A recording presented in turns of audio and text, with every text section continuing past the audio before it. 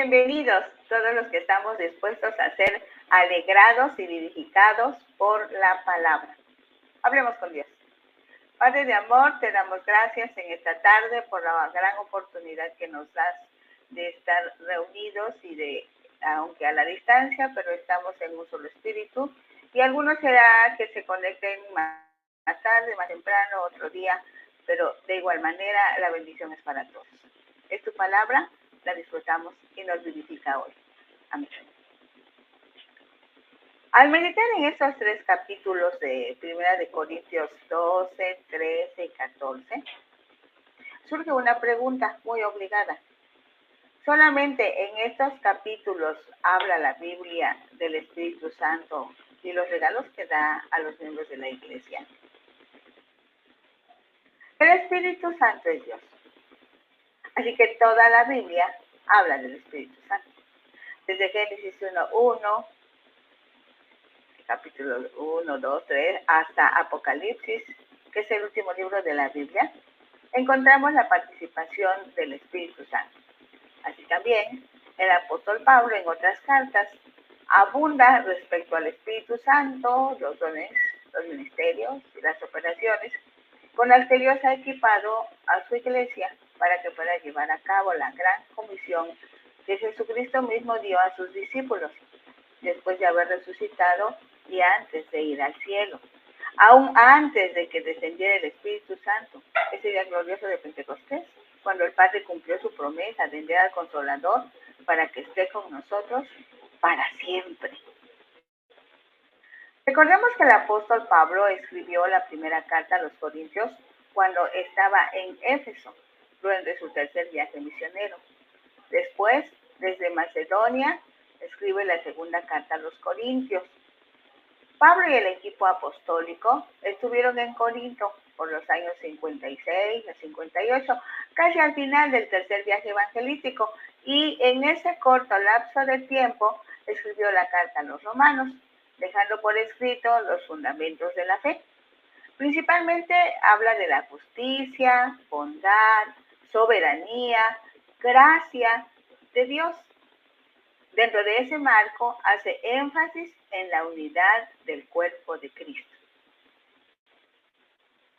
Durante los 2 años de arresto domiciliario, entre los años 61 a 63 después de Cristo, Pablo escribe algunas cartas que se conocen como las epístolas o cartas desde la prisión.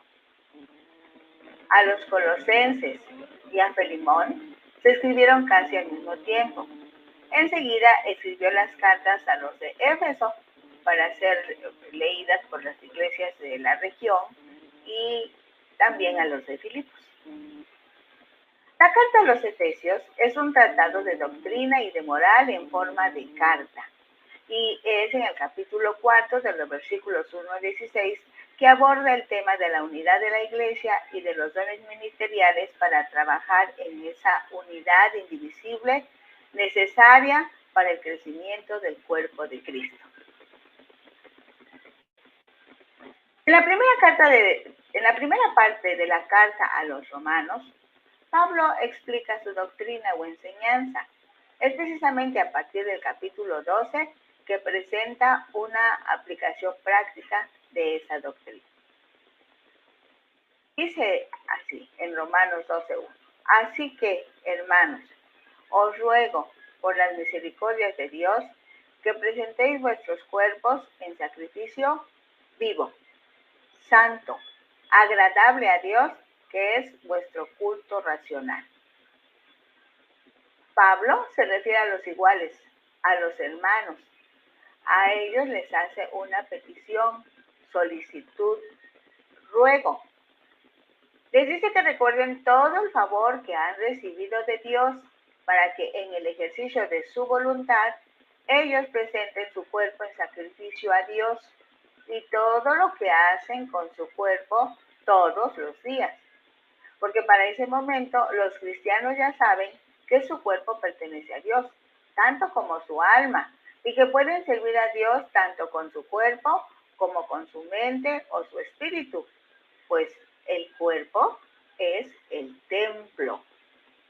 Si el cuerpo es el templo del Espíritu Santo y el instrumento con el que hace su obra, entonces todo lo que hace un cristiano en su diario vivir, en la casa, en la escuela, en el trabajo, en la calle, durante las vacaciones, es una forma permanente de rendir culto, de rendir reconocimiento, adoración a Dios. Dice el versículo 2, no os conforméis a este siglo, sino transformaos por medio de la renovación de vuestro entendimiento, para que comprobéis cuál sea la buena voluntad de Dios, agradable y perfecta. No es enfático. No te formes como la sociedad que no respeta el nombre de Dios. No sigas el esquema, la forma, porque la manera de comportarse de las personas que no tienen respeto a Dios cambia según el lugar, según la posición, según la preparación, pues ellos se adaptan a todas esas posibilidades. Ahora bien, las personas cambian la forma de su comportamiento conforme a la circunstancia, pero su esencia es la misma. De ahí que Pablo haga hincapié en un cambio de personalidad, en donde estemos bajo el control de Cristo o del Espíritu, porque hemos cambiado en la esencia. Ahora somos cristocéntricos, en lugar de egocéntricos. Para que esto pueda conseguirse, primero se necesita un cambio en la manera de pensar, porque tiene la mente de Cristo, piensa como Cristo. Dios siempre tendrá planes para sus hijos. Estos planes siempre serán buenos, agradables y perfectos. Porque en primer lugar, Él quiere transformarnos en un pueblo con mente renovada, vivificados para honrarle y obedecerle. Al entender esta verdad, todos nosotros nos ofrecemos con gozo en sacrificio vivo para su servicio. Ya no es por miedo. Dicen los versículos 3 al 8, que nos hablan de el cuerpo de Cristo y su servicio a la comunidad. Digo, pues, por la gracia que me es dada a cada cual que está entre vosotros, que no tenga más alto concepto de sí que el que debe tener, sino que piense de sí con cordura, conforme a la medida de fe que Dios repartió a cada uno. Porque de la manera que en un cuerpo tenemos muchos miembros, pero no todos los miembros tienen la misma función. Así nosotros, siendo muchos, somos un cuerpo en Cristo y todos miembros los unos de los otros. Una expresión parecida está en 1 Corintios 12, del 7 al 11 y en Efesios 4, 11, donde comprobamos que ninguna es una lista acabada. Por el contrario, descubrimos que en cada caso, Pablo selecciona ejemplos que serán relevantes a su propósito, al propósito que está tratando en cada carta. Lo que el apóstol pretende ahora es que haya una oportunidad para la exhortación, animando a cada cristiano que ponga en práctica los dones recibidos con energía y de una manera adecuada. Si recordamos desde la primera carta a los Corintios y también en esta carta, Pablo dice que la iglesia es como un cuerpo, en donde los miembros del cuerpo no discuten, no se envidian. Cada parte realiza sus funciones. Algunas funciones son muy visibles, pero muchas otras veces esas funciones pasan hasta desapercibidas. Cada miembro tiene una tarea y es solo cuando todos cumplen con su función como es debido, cuando el cuerpo de la iglesia funciona como Dios manda. Por lo anterior, las recomendaciones son conocernos a nosotros mismos para ser útiles en la vida. Necesitamos tener clara nuestra capacidad, sin ser presumido, pero tampoco ser demasiado modesto. Aceptarnos a nosotros mismos y usar los talentos o dones que Dios nos ha confiado. No hay ninguna razón para envidiar a otros o sentirnos superiores porque otros no tengan los regalos que Dios nos dio. Por muy insignificante que parezca nuestra participación en las actividades del cuerpo de Cristo, debemos llevarla a cabo con la seguridad de que es importante y que sin ella el mundo y la iglesia no estarían funcionando como Dios lo ha diseñado. Debemos estar seguros que los dones o regalos vienen de Dios y que las personas los pueden adquirir no por esfuerzos propios, sino los pueden adquirir solicitándolos al dueño de esos regalos. Aún las habilidades naturales que cada uno tiene, vienen de Dios, como los que son hábiles para ejecutar instrumentos, para hablar al público, para escribir libros, para manipular equipos y demás. Los dones o regalos recibidos debemos usarlos, no para prestigio personal, sino que debemos estar convencidos que es un privilegio, pero también un deber, porque si Dios nos dotó de algo, la habilidad que tengamos es para enriquecer a los demás. En los evangelios, Jesús enfatizó esta verdad en la parábola de los talentos. De ahí que cada iglesia debe descubrir los dones y utilizarlos para bien de todos. Dice el versículo 6 del capítulo 12 de Romanos. De manera que, teniendo diferentes dones, según la gracia que nos es dada, si el de profecía, úsese conforme a la medida de la fe.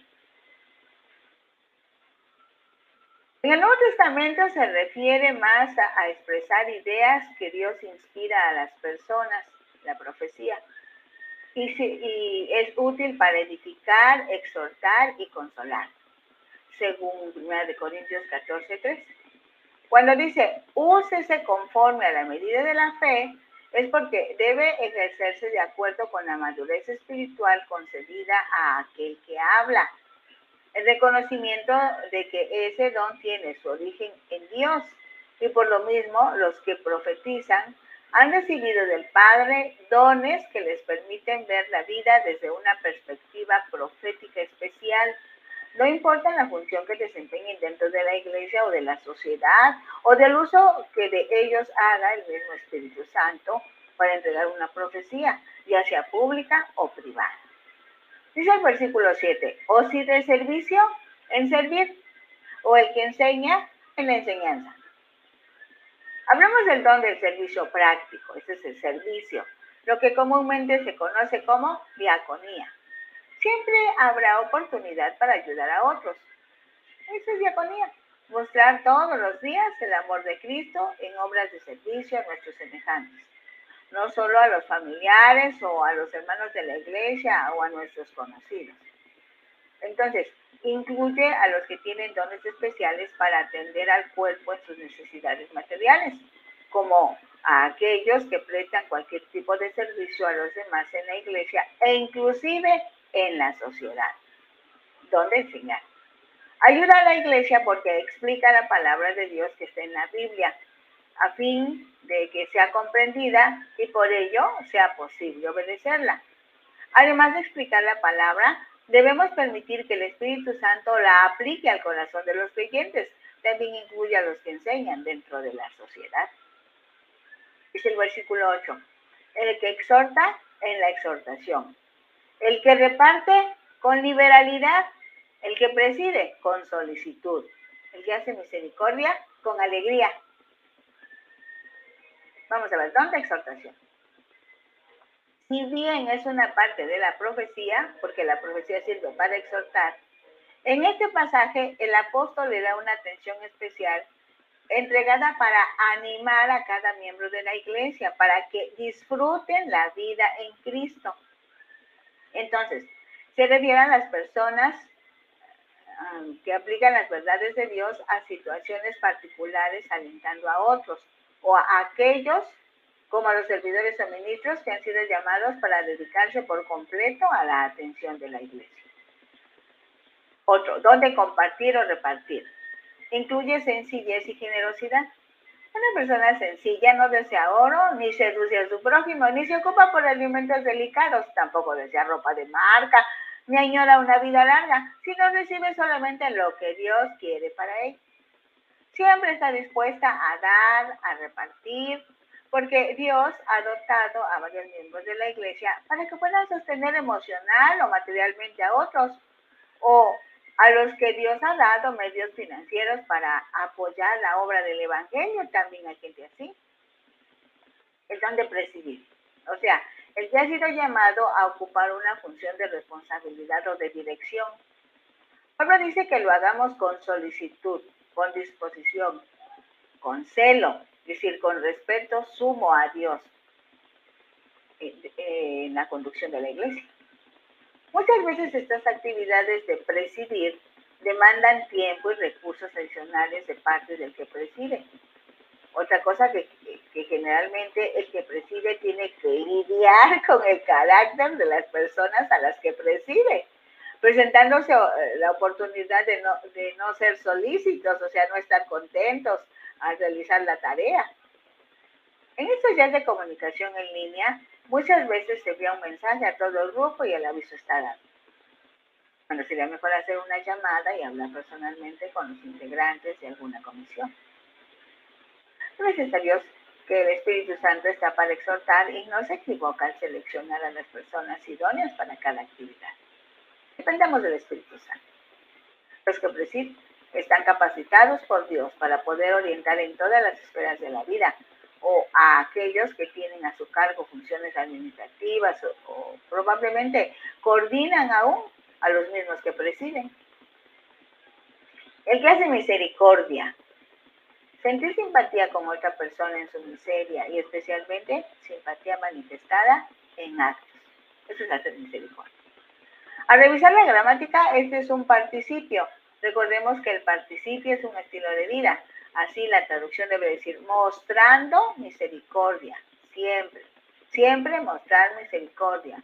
En alegría. Dentro de la misericordia debe encontrarse la alegría. Ahora tenemos otro pensamiento completo en los versículos del 9 al 13. Y ahí nos dan una serie de sugerencias para la vida ordinaria y cotidiana del cristiano. Dice el versículo 9, el amor sea sin fingimiento. El amor sea sin fingimiento. Aborrecer lo malo, seguir lo bueno. El amor debe ser sincero, sin hipocresía ni apariencia, ni segundas intenciones. Entre los cristianos, el amor está limpio de egoísmo. Es dar el corazón antes que nada.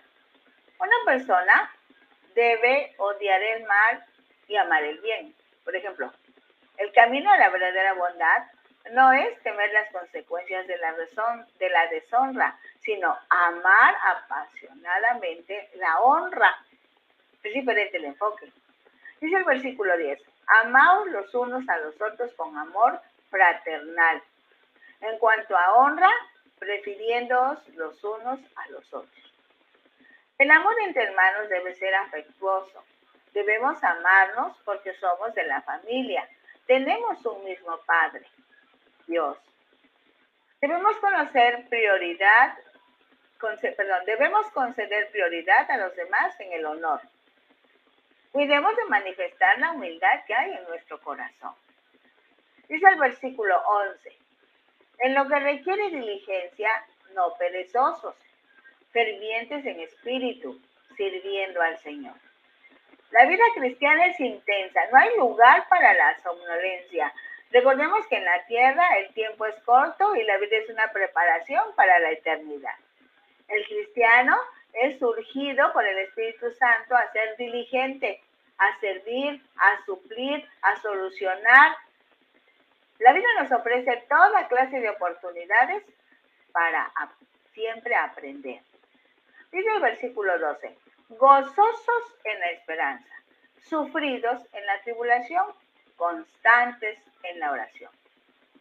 Es indispensable regocijarnos en la esperanza. El cristiano es optimista simplemente porque Dios es Dios. El cristiano se puede enfrentar contra lo que sea, solo que sea con Jesús. Es necesario enfrentar la tribulación con entereza. con victoriosa entereza. El cristiano se enfrenta con lo que sea, siempre que sea en Jesús. Gozosos, gozosos. Esa es la recomendación. Dice el versículo 13, compartiendo para las necesidades de los santos, practicando la hospitalidad. Aunque vivimos dentro de una sociedad que solo consume para sí mismo, el cristiano, animado por el Espíritu, está dispuesto a dar, porque sabe que cuando retenemos algo, lo estamos perdiendo. No así cuando compartimos, pues al compartir, recibimos. Recuerden, el que da, recibe. La lógica del reino es contraria a la lógica humana. Bien dice la Escritura, más bienaventurado, de mayor satisfacción y rendimiento es dar que recibir. Por otro lado, en ese momento histórico no existían hoteles, posadas o lugares en donde pasar la noche.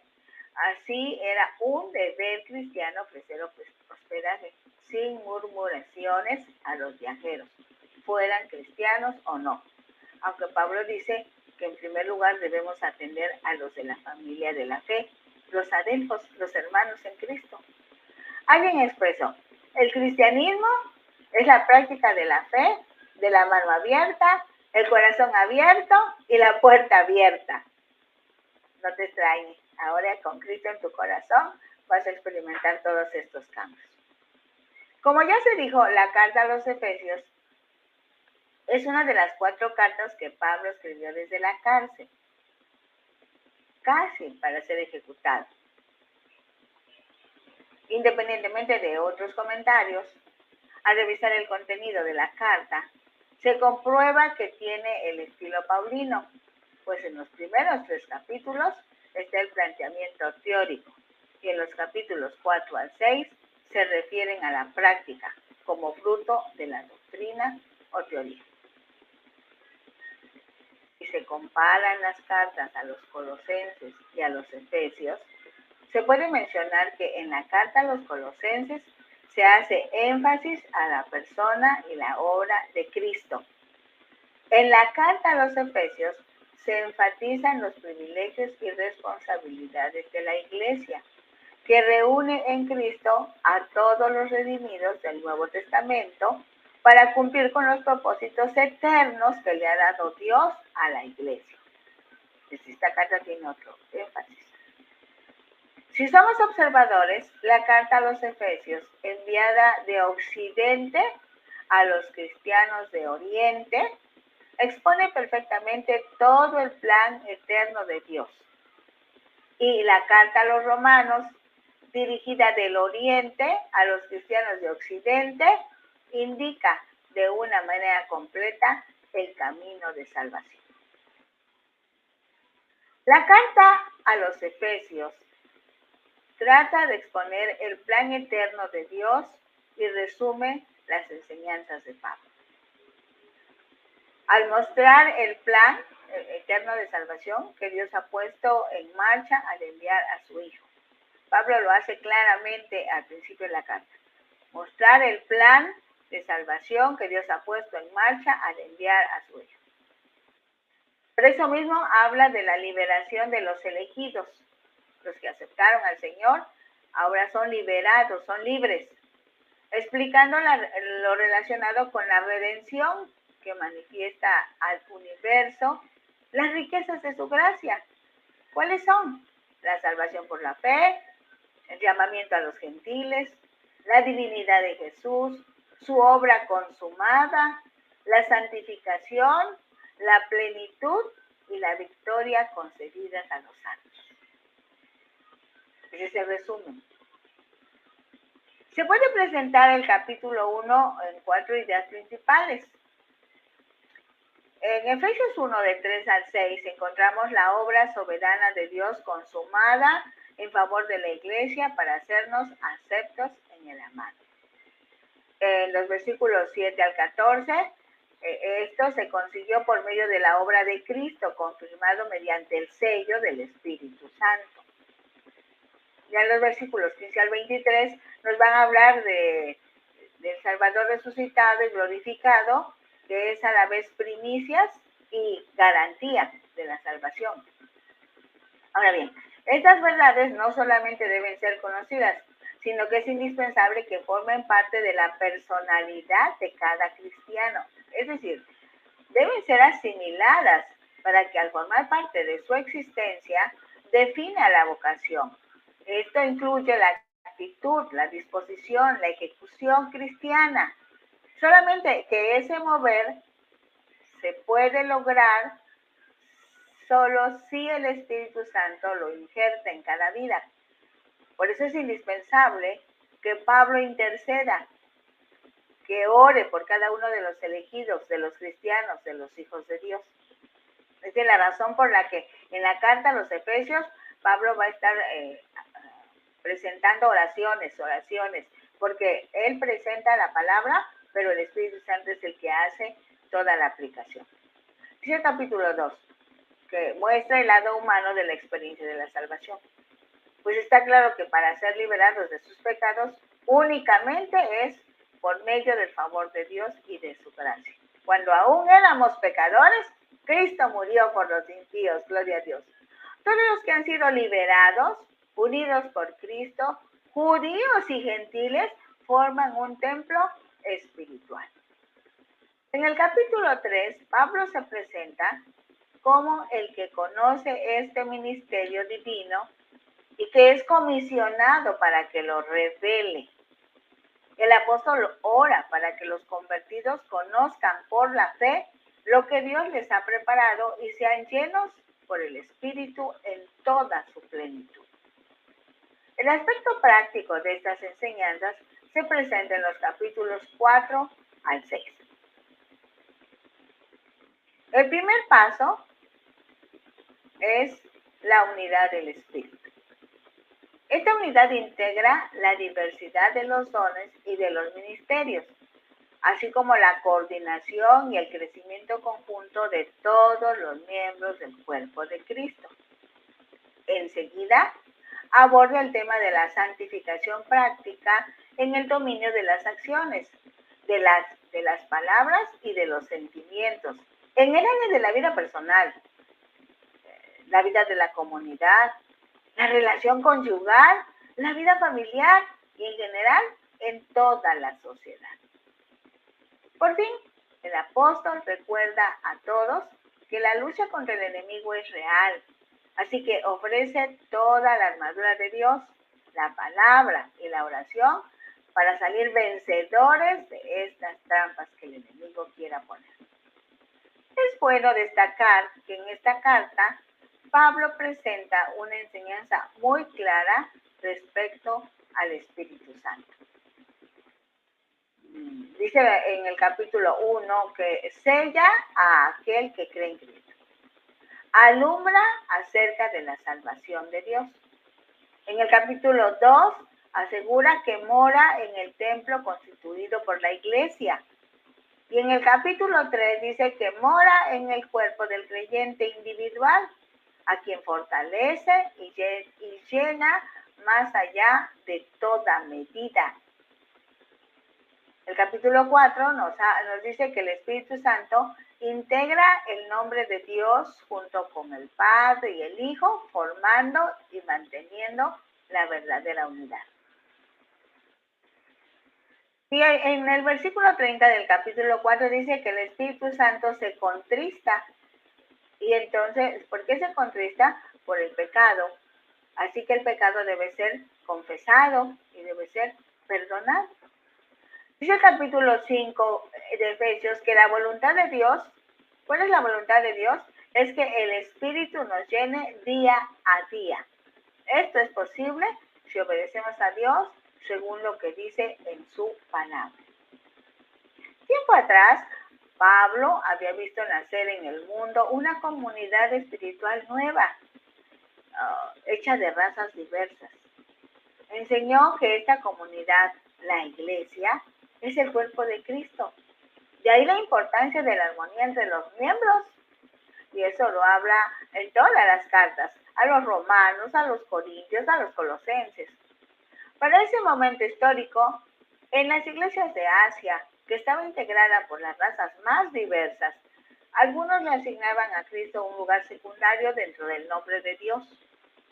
Así que el apóstol se levanta y proclama que Cristo es cabeza suprema de la iglesia, de quien todo el cuerpo, bien concertado y unido entre sí por todas las coyunturas que se ayudan mutuamente según la actividad propia de cada miembro, recibe su crecimiento para ir edificándose en amor. Dado el tamaño del contenido que se refiere al Espíritu Santo y cómo complementa el contenido que se encuentra en Primera de Corintios y Romanos, nos permitimos reflexionar sobre el capítulo 4 de Efesios. Dice Efesios 4:1, cuando habla de la unidad del Espíritu. Aquí Pablo hace la descripción de la clase de vida que debe vivir una persona cuando entra en la comunión de la iglesia cristiana.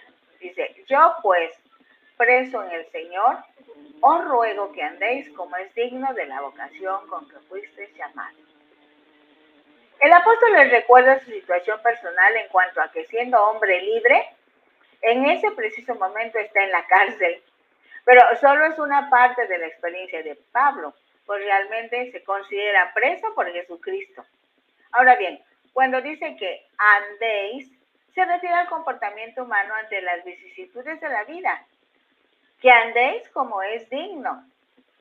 En cuanto a vocación, es una exhortación, es una forma de animar a caminar en una posición determinada. Llamado. Se refiere al llamamiento divino a participar de las bendiciones de la redención. En cierto sentido es voz pasiva, pues el sujeto no hace gran cosa para disfrutar.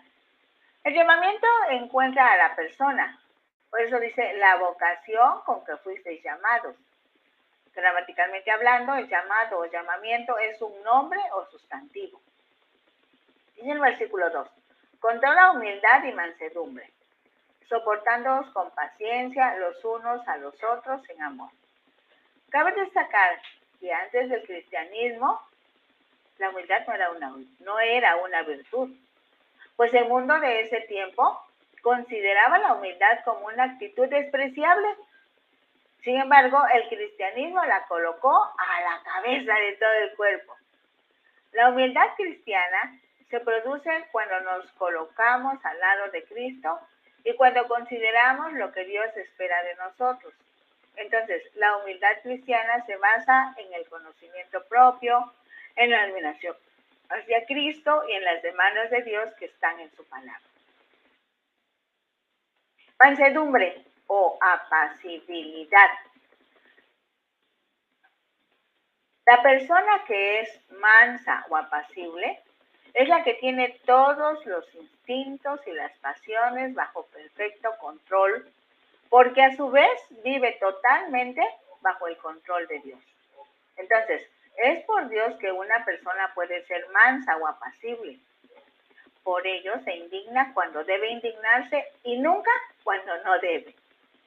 Es necesario enfatizar que se tiene que comprender con claridad que la mansedumbre manifestada por el Señor y recomendada al creyente es resultado de poder. Es una ecuanimidad de espíritu. Es ese dominio apacible de la razón ejercido por medio de una voluntad fiel a su propio ideal. No se trata de una virtud realmente distinta de las demás, sino que es la síntesis de todas ellas, que ni se entusiasma ni se deprime, simplemente porque no se ocupa en lo absoluto del propio yo. El pasaje dice, soportándoos con paciencia los unos a los otros en amor. Soportar, sostener arriba, sufrir, tolerar desde el cielo, tolerar divinamente. Es el ruego del Espíritu Santo para la iglesia de Jesucristo. Ahora bien, sostendrá, tolerará, pero esa actitud además es con paciencia.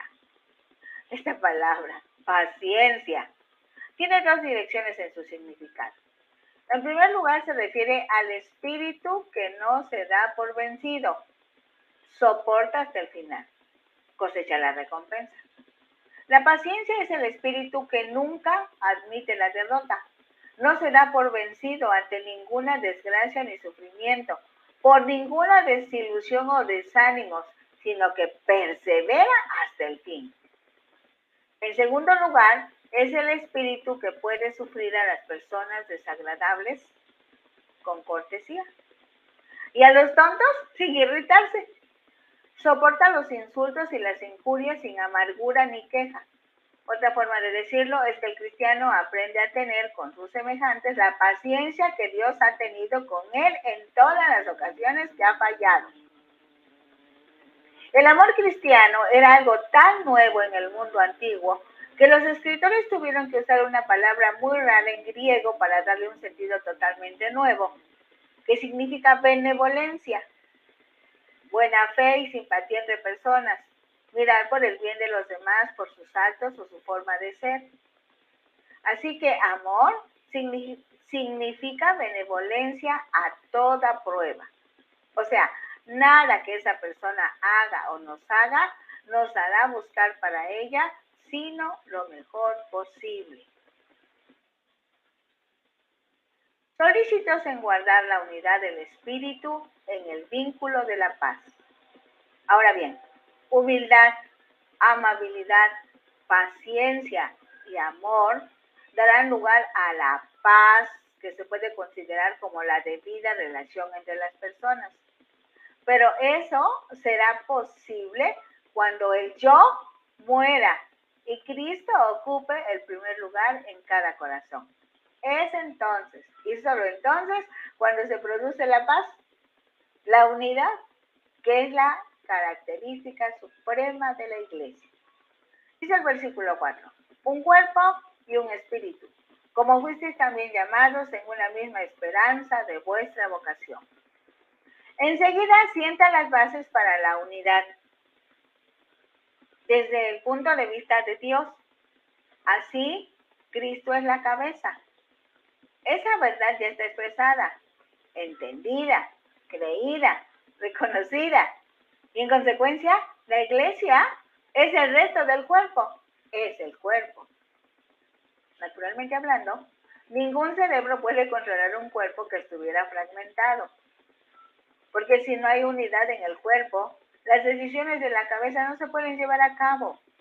De ahí la importancia de la unidad basada en amor a Cristo y en amor entre los miembros. Del griego la palabra quiere decir tanto viento como aliento. Aquí se toma como aliento, porque si un cuerpo no tiene aliento, está muerto. Luego entonces el aliento que da vida al cuerpo de la iglesia es el Espíritu de Cristo. Así que no puede haber iglesia sin el Espíritu. Y no se puede recibir el Espíritu sino creyendo que Dios ya envió la promesa. Entonces es asunto de fe. Como fuisteis también llamado en una misma esperanza de vuestra vocación. ¿Cuál es esa meta común de la iglesia? ¿Cuál es esa vocación? Según el contexto, según la idea que viene desarrollando el apóstol, es nada más y nada menos que el ser humano sea redimido, comprado en Cristo, redimido por Cristo y redimido para Cristo. En otras palabras, podemos decir, por su muerte y resurrección, Jesucristo consiguió legalmente el derecho de adquirir, comprar a buen precio al ser humano, para que esté dentro de Cristo, en Cristo. Eso asegura pertenencia, protección. La expresión por Cristo quiere decir, nadie más lo puede comprar, porque el instrumento para la compra no fue dinero, oro o plata, sino Cristo mismo se entregó en sacrificio para poder comprar. Así que el sacrificio de Cristo es el precio que se pagó. Finalmente, esa compra le da derecho a Jesucristo de tomar como suyo lo comprado. Compró con su sacrificio al ser humano. Así que cuando el ser humano entiende ese sacrificio, que ese sacrificio fue a su favor, entonces acepta que ha sido comprado, que tiene dueño, que ese dueño es bueno, fiel, amoroso, compasivo, y ese dueño necesita que le obedezca, que acepte su gobierno, para que juntos realicen los planes del reino, cumpliéndose la expresión para Cristo. Dice el versículo 5, un Señor, una fe, un bautismo. Señor, del griego, durante los primeros años de la iglesia, la expresión Jesucristo es el Señor era una confesión de fe, de credo, de creencia. Con esa expresión se aceptaba el señorío de Cristo sobre los cristianos. Dicho de otra manera, los cristianos están unidos porque son propiedad de Cristo y están al servicio de un dueño y rey. Una fe, con esa expresión, Pablo quiere decir que todos los cristianos están unidos porque han decidido rendirse totalmente al amor de Jesucristo. En el tiempo de la iglesia naciente, la única manera de decir estoy de acuerdo con tus enseñanzas era solicitando que públicamente se metieran en el agua, se mojaran totalmente, toda vez que la gran mayoría venía del paganismo religioso a la fe cristiana. Dice el versículo 6. Un Dios y Padre de todos, el cual es sobre todos y por todos y en todos. Dios es uno, uno Dios. Es Dios y es Padre de todos, ya que a partir de Jesucristo, la idea cristiana de Dios empieza en la relación Padre-Hijo. Encierra el amor de Dios. Ahora bien, es Dios y Padre de todos, no de un grupo solamente, es de todos. Por eso tiene cuidado del universo que creó con su propia y sola palabra. Dios está sobre todos, por encima de todas las cosas. En otras palabras, Dios tiene el control de todas las cosas y de todas las personas. Dios está por todos, detrás de todo, guiando, sosteniendo, amando. En esta expresión está escondida la idea de la providencia de Dios. Dios está en todos, en todas las cosas. Aquí está encerrada la presencia de Dios en todas las criaturas. La Escritura afirma que la creación de Dios está controlada por Dios, sostenida por Dios y llena de Dios. Estas son las bases de la unidad del Espíritu: humildad, mansedumbre, paciencia, que dan origen a la unidad en un cuerpo, un espíritu, una misma esperanza de la vocación, para comprender por qué un Señor, una fe, un bautismo, un Dios y Padre de todos. En estos primeros 6 versículos, Pablo ha estado tratando de las cualidades de los miembros de la Iglesia de Cristo. En los siguientes versículos habla de las funciones de los miembros de la Iglesia de Cristo. Pero a cada uno de nosotros fue dada la gracia conforme a la medida del don de Cristo. Pablo explica que todo lo que pueda tener una persona es don de la gracia de Dios. Dice el versículo 8, por lo cual dice, subiendo a lo alto, llevó cautiva la cautividad y dio dones a los hombres. Esto viene desde el versículo 18 del Salmo 68. Dice este salmo, subiste a lo alto, cautivaste la cautividad, tomaste dones para los hombres y también para los rebeldes, para que habite entre ellos Jehová Dios. Pablo está refiriéndose a que lo que tiene el hombre son regalos de Dios. Y usa esta cita de los Salmos que necesitamos entender. Se refiere a cómo se recibían a los reyes que regresaban de la batalla. El conquistador escalaba la carretera empinada del monte de Sión, por eso dice subiste a lo alto. Por las calles de la ciudad de Jerusalén le seguía una columna impresionante de prisioneros de guerra, es decir, desfilaba por las calles con sus prisioneros encadenados, quienes eran la prueba de su poder conquistador, y el pueblo le daba regalos al conquistador y a sus soldados. El versículo que estamos leyendo dice, tomaste dones para los hombres y también para los rebeldes, para que habite entre ellos Jehová Dios. El apóstol se basa en ese salmo con una pequeña pero significativa variante. En lugar de que el conquistador Jesucristo reciba regalos como era la costumbre, Pablo lo cambia por dio dones a los hombres. En lugar de recibir, se habla de dar dones, regalos a los hombres. Retomamos, en el Antiguo Testamento, Dios celoso insiste en el tributo que le deben dar los hombres. Pero en el Nuevo Testamento, Dios amante derrama su amor hacia los hombres. Esa es parte importante de la buena noticia. Dice el versículo 9, y eso de que subió, ¿qué es? Sino que también había descendido primero a las partes más bajas de la tierra. El que descendió es el mismo que también subió por encima de todos los cielos para llenarlo todo. Entonces, como tantas veces, la mente de Pablo se le desvía por una palabra. Ha usado la palabra ascendió. Y eso le hace pensar en Jesús y le hace decir una cosa muy maravillosa. Jesús descendió a este mundo cuando tomó nuestra naturaleza. Jesús ascendió de este mundo cuando salió de él para volver a su gloria. El gran pensamiento de Pablo es que el Cristo que ascendió y el Cristo que descendió son la misma persona. ¿Qué quiere decir eso? Quiere decir que el Cristo de la gloria es el mismo que el Jesús que anduvo por la tierra. Sigue amando a las personas, sigue buscando al pecador, sigue sanando a los dolientes, sigue consolando a los afligidos, sigue siendo el amigo de los marginados. El Cristo ascendido sigue siendo el amante de las almas. Hay otro pensamiento que impacta a Pablo. Jesús ascendió a las alturas, pero no para dejar el mundo abandonado. Ascendió a las alturas para llenar el mundo con su presencia. Cuando Jesús estaba aquí personalmente, no podía estar nada más que en un sitio a la vez. Se encontraba con todas las limitaciones del cuerpo. Pero cuando dejó este cuerpo y volvió a la gloria, se vio libre de las limitaciones del cuerpo y pudo estar en todas partes, en todo el mundo, mediante su espíritu. Para Pablo, la ascensión de Jesús no quiere decir que abandonó el mundo, sino que lo llenó.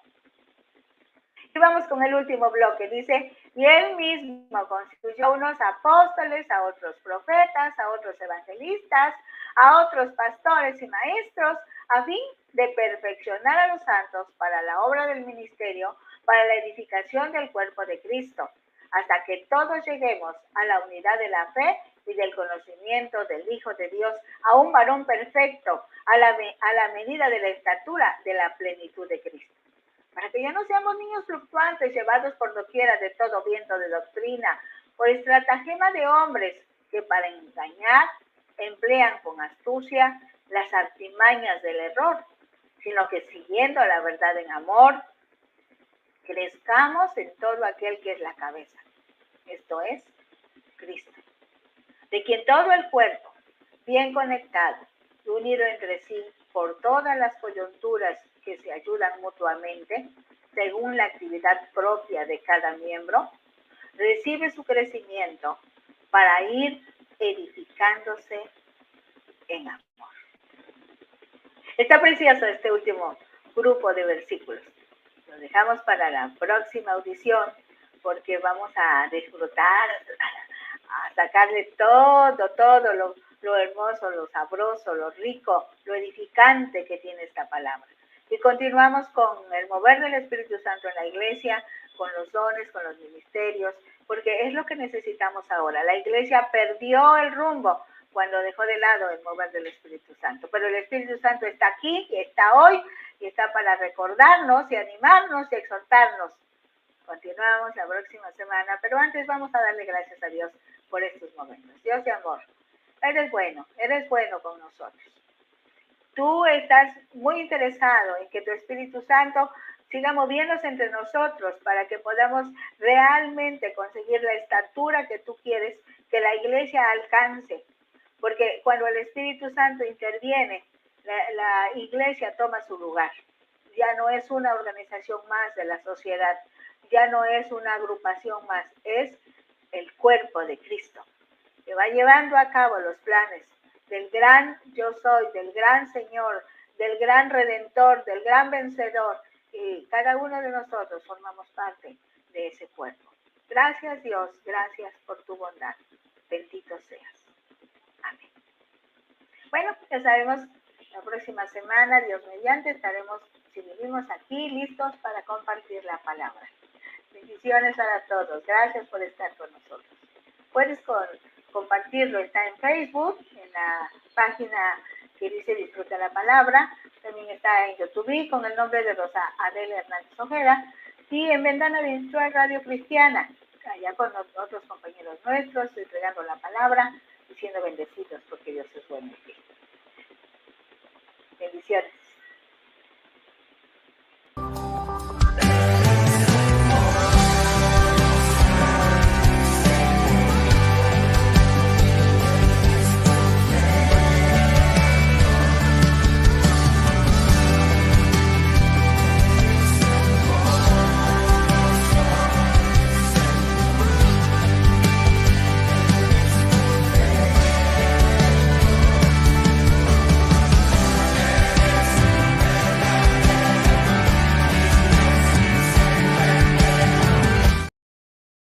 Jesús. Pero sí, fue una tarde, pero